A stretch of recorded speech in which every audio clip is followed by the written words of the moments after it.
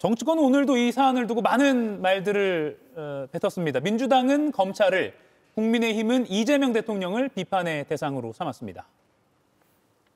검찰 또한 집단항명 등으로 검찰개혁에 대해 반대하고 있는 것은 아닌가. 신속히 진압하지 않으면 저항하는 세력들이 점점 더 준동할 것이라 생각합니다. 이재명 성남시장이 설계하고 이재명 대통령이 지휘하고 이재명 정권이 외압을 행사해서 대장동 사건을 땅속 깊이 파묻어 버리려고 한 명실상부한 이재명 방탄 게이트인 것입니다. 네, 민주당은 탄핵 없이 검사의 파면이 가능하도록 검사징계법은 폐지하고 검찰청법은 일부 개정하는 법 추진을 하고 있습니다. 김병기 원내대표도 앞서 예고를 한 바 있죠. 여기에 검찰총장까지도 대상에 포함됐습니다. 김진욱 위원님, 혹시 뭐 일각에서 검찰이 좀 외풍에 취약해진 거 아니야? 이런 부작용도 우려가 나오거든요. 저는 뭐 그런 지적에는 좀 동의하기는 좀 어렵다 이런 말씀을 좀 드리고요. 이 정치적 외풍이라는 이름으로 검사의 범죄 행위에 대해서 면죄부를 줄 수는 없습니다. 예를 들어서 변호사에게 어떤 이 사건 청탁을 받고 그 부분에 대해서 금품을 수수한 검사가 있다면 이 검사에 대해서 징계가 이루어져야 됩니까? 안 이루어져야 됩니까? 또는 그 검사가 이 증거를 조작해서 무리하게 기소했고 그 부분에 대해서 대법원에서까지 무죄가 확정된 상황이 생겼다면 그 검사에 대해서는 징계를 해야 됩니까? 안 해야 됩니까? 이미 우리는 이러한 제가 방금 전에 말씀드린 두 가지 사건에 대한 검사들을 목도한 적이 있습니다. 그런 부분들에 대해서도 명백하게 책임을 물어야 되겠다. 지금 민주당이 추진하고 있는 그 검사들도 일반 공무원들처럼 똑같이 징계가 필요하다라고 하는 것은 선량한 국민을 보호하기 위해서 애쓰고 있는 대다수의 검사들을 그 목적지로 두고 있는 것이 아닙니다.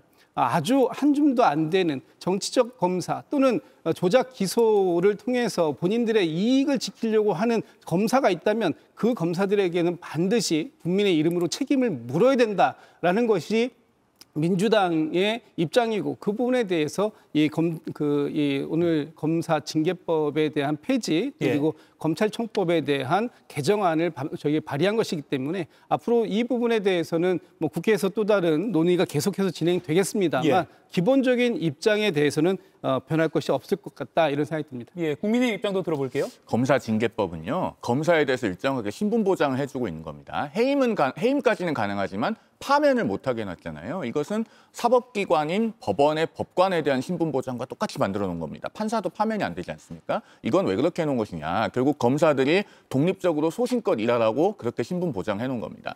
이 검사징계법을 개정해서 파면을 할 수 있게 만들면요. 사람으로 치면은 횡격막을 없애는 것과 비슷합니다. 횡격막이 뭐냐면 가슴과 배 사이에 있는 근육 아니겠습니까? 우리가 평소에 딸꾹질을 할 때 정도야 뭐 횡격막의 존재를 인식하지만 사실 그 횡격막이 없으면은 가슴의 흉곽이 넓어지고 좁아지는 걸 못해서 사람이 숨을 못 쉽니다. 마찬가지로 이 검사징계법에서 검사의 신분 보장이 없어지게 되면 검사들은 더더욱 독립적으로 일하지 못하게 될 겁니다. 저 법안을 지금 오늘 발의한 근본적인 배경이 무엇이겠습니까? 7천억 원의 전대미문의 추징 포기를 한 이 불법적인 항소 포기에 대해서 검사들이 반발하니까 입을 막고 겁박하기 위해서 이제 와서 저런 검사징계법 개정안을 내놓는 것입니다. 그런 신분 보장을 없애려고 하는 의도가 노골적으로 드러나고 있기 때문에 이것은 과연 검사들이 평소에 파면당할 일이 얼마나 있겠냐 하고 생각하겠지만 그런 신분 보장을 없애는 것이 대단히 위험한 일이다라는 부분을 지적하지 않을 수 없습니다.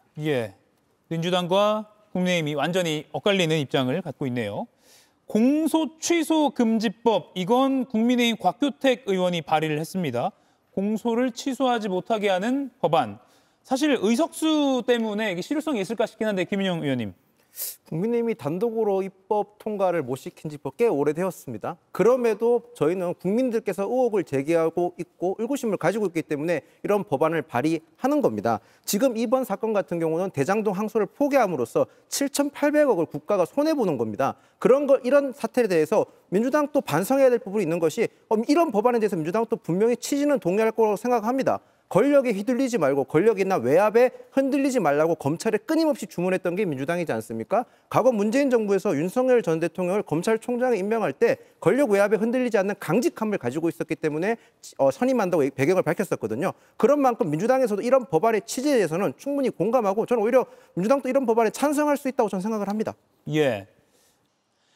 이가혁 라이브를 시청해 주셔서 고맙습니다. 이가혁 라이브는 평일 오후 5시 TV와 유튜브로 실시간으로도 함께 하실 수 있습니다.